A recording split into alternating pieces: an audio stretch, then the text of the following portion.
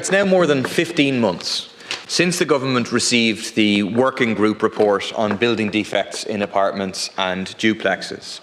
This revealed the scale of the crisis, facing up to 100,000 families, facing serious fire defects and other defects with an average cost to remediate of around €25,000.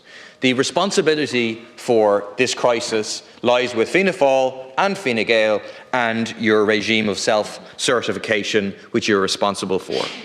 At the time, the Minister for Housing responded to the report, promising action and promising 100% redress. Really fine words. But that's all we've had.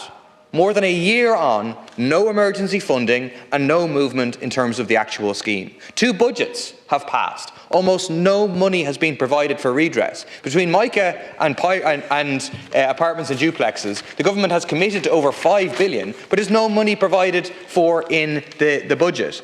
Now we hear that the legislation may not be passed by the time the government is done and turfed out. Will the government give a commitment that this is going to happen within this government's term, it will be legislated for, be implemented, and the money will be paid out?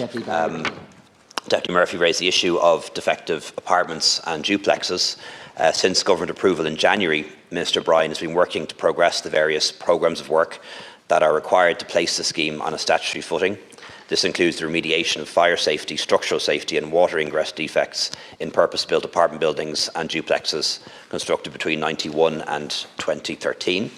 It's expected the draft legislation will be published in 2024 and hopefully enacted by the Houses in early course. Subject to the legislation being enacted, a statutory scheme will be in place shortly thereafter, and Minister Bryan is working on this as a matter of priority.